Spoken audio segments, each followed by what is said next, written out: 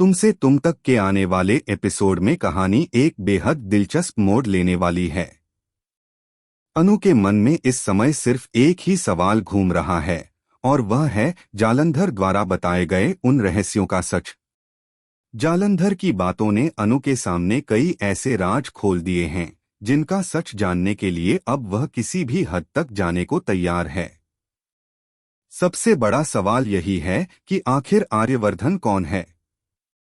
क्या उसका अतीत सच में राजीव भाटिया से जुड़ा हुआ है? और अगर जुड़ा है तो दोनों के बीच आखिर ऐसा क्या हुआ था जिसने सब कुछ बदलकर रख दिया? अब हर किसी के मन में यही जिज्ञासा है कि क्या जालंधर ने जो कुछ कहा वह सच था या फिर उसके पीछे कोई और बड़ी साजिश छिपी हुई है। आने वाले एपिसोड में इन सवालों के जवाब धीरे धीरे सामने आने शुरू होंगे। वहीं दूसरी तरफ आर्यवर्धन अनु के मन में चल रही उलझनों को समझने की कोशिश करेगा, लेकिन इसी दौरान राजनंदिनी से जुड़े कई नए संकेत भी सामने आएंगे जो कहानी को और ज्यादा रहस्यमयी बना देंगे। झेंडे भी अब अनु के हर सवाल और उसकी हर बात पर बारीकी से नजर रखने लगेगा। उसे महसूस होगा कि अनु की बातें कहीं न कहीं राजनंदिनी और आर्यवर्धन के अतीत से जुड़ी हुई हैं। यही वजह है कि वह भी अब पूरी स्थिति को समझने की कोशिश करेगा। आने वाले एपिसोड में अनु और आर्यवर्धन के बीच हल्की फुल्की तकरार भी देखने को मिलेगी।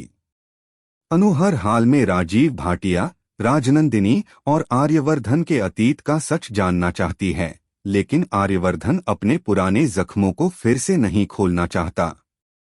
जब आर्यवर्धन से उसे कोई जवाब नहीं मिलेगा तब अनु एक नया रास्ता अपनाएगी। वह सीधे झेंडे से बात करने की कोशिश करेगी और इशारों इशारों में उससे सच्चाई जानने की कोशिश करेगी।